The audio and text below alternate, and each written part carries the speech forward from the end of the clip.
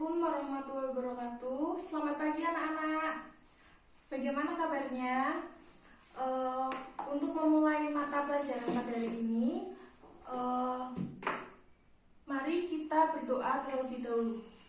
Berdoa dimulai. Berdoa selesai. Untuk selanjutnya saya akan mengabsen satu-satu ya. Ani Fitriani, Hadi Sukmo, Siska Amalia, hadir semua ya. Ya, untuk materi hari ini saya akan menjelaskan tentang penyembelihan. Dalam materi penyembelihan kali ini dibagi menjadi empat bagian, yaitu ada pengertian. Kita akan mempelajari tentang pengertian, apa itu pengertian dari penyembelihan. Yang kedua ada dasar hukum yang membolehkan kita untuk melakukan penyembelihan. Yang ketiga ada rukun-rukun tentang penyembelihan. Yang keempat ada syarat penyembelihan. Yang pertama, kita akan membahas terlebih dahulu tentang pengertian penyembelihan. Di sini ada yang sudah tahu apa arti dari penyembelihan atau pengertian dari penyembelihan? Kalau belum, mari kita bahas ya anak-anak. Penyembelihan. Penyembelihan itu ada dari kata sembelih. Dan sembelih dalam bahasa Arab itu berarti azzalah, atau yang dapat diartikan baik atau suci. Jadi dalam bahasa Arab, sembelih itu bahasa Arabnya itu azzalah, yang artinya baik atau suci. Dan menurut istilah, penyembelihan yaitu memutuskan jalan makanan atau minuman serta pernafasan urat nadi dengan pisau atau pedang atau dengan alat tajam lainnya sesuai dengan ketentuan syara'. Jadi apabila kita melakukan penyembelihan, kita harus menyesuaikan dengan ketentuan syara'. Jadi kita itu melakukan penyembelihan tidak asal melakukan penyembelihan. Jadi harus menggunakan pisau ataupun alat tajam lain yang sesuai dengan ketentuan syara'. Yang selanjutnya ada dasar hukum. Dasar hukum penyembelihan dibagi menjadi dua. Dasar hukum Al-Quran dan dasar hukum dari hadis. Dasar hukum Al-Quran. Dasar hukum Al-Quran itu kita bisa dalam Al-Quran itu dijelaskan pada surat Al-Maidah ya. Silakan dibuka dulu bukunya anak-anak. Dalam dasar hukum ada di surat Al-Maidah ayat 3 yang bunyinya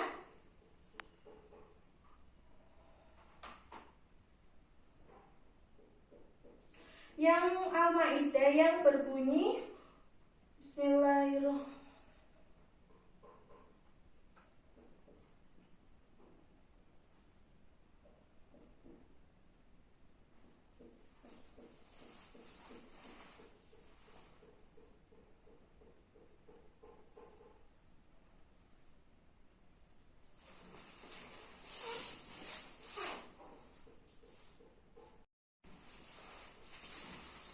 Dan yang untuk selanjutnya yaitu kita akan membahas tentang dasar hukum. Dasar hukum penyembelihan tersebut. Dasar hukum penyembelihan itu dibagi menjadi dua, berdasarkan Al-Quran dan berdasarkan hadis. Berdasarkan Al-Quran kita bisa melihat pada Quran surat Al-Maidah ayat 3 yang berbunyi Hurrimat alaikumul maitatu waddam walhamhu hinzuli awama uhilla li khairillahi bihi wal munkhaniqatu wal mauqudatu wal mutaradatu wan nadihuha bayyinatu wa ma akala sabu illa ma dzakaitum wa ma dubi'alanu sabbi wa antas taqsimu bil akram, yang artinya diharamkan bagimu memakan bangkai, darah, daging babi atau daging hewan yang disembelih tidak selain atas nama Allah dan atau yang tercekik. Jadi dalam Quran surat Al-Maidah tersebut dijelaskan apabila kita memakan hewan yang disembelih tidak dengan menggunakan menyebut nama Allah, kita dikategorikan telah memakan hewan haram. Karena dari niat tersebut itu juga sudah cenderung salah. Salahnya yaitu dalam penyembelihan kita tidak menyebutkan nama Allah Subhanahu wa Ta'ala. Yang selanjutnya dari hadis. Hadisnya dapat anak-anak baca sendiri di buku, ya. Yang selanjutnya ada rukun dari penyembelihan. Rukun dari penyembelihan yaitu yang pertama ada orang-orang yang menyembelih. Yang kedua ada hewan yang disembelih. Yang ketiga ada niat penyembelihan. Yang keempat ada alat untuk menyembelih. Kita bagi lagi. Untuk rukun penyembelihan yang pertama, orang yang menyembelih memiliki syarat. Yang pertama, orang tersebut harus muslim. Yang kedua, orang tersebut harus berakal sehat. Yang ketiga, orang tersebut harus mumayyiz. Mumayyiz adalah seseorang tersebut bisa membedakan antara yang baik serta yang buruk. Mumayyiz juga bisa dapat diartikan dengan orang yang sudah baligh. Yang selanjutnya ada hewan yang disembelih. Hewan yang disembelih ini termasuk hewan yang diharamkan dalam Al-Quran, sangat dilarang untuk disembelih, untuk kita makan sebagai kita umat manusia atau umat muslim lebih tepatnya. Jadi umat muslim itu dilarang memakan hewan yang diharamkan dalam Al-Quran. Contohnya apa, anak-anak? Contohnya daging babi. Ada juga kalau dalam makanan lain kita diharamkan untuk tidak memakan darah endapan. Yang lanjutnya kita diharapkan juga memakan hewan yang hidup di dua tempat, yaitu ada buaya, ada ular, terus ada kodok.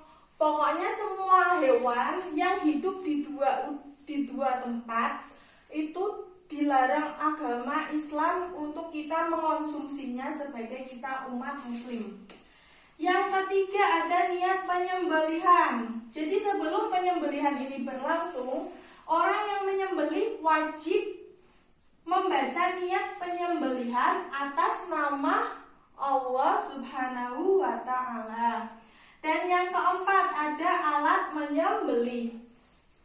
Alat menyembelih itu harus sesuai dengan ketentuan syarah. Alat yang digunakan harus dengan menggunakan pisau, pedang, atau alat-alat lain yang dapat memutuskan pernafasan urat nadi hewan tersebut.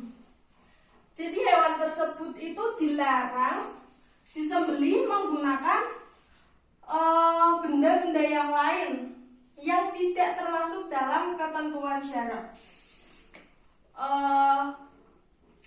Mungkin itu untuk pelajaran hari ini yang dapat Ibu sampaikan. Untuk minggu depan kita akan membahas tentang kurban. Dan untuk halaman 42 di buku paket dan akan kita bahas untuk minggu besok, yaitu tentang kurban ya. Tentang kurban. Ya. Oh, untuk hari ini Ibu rasa cukup.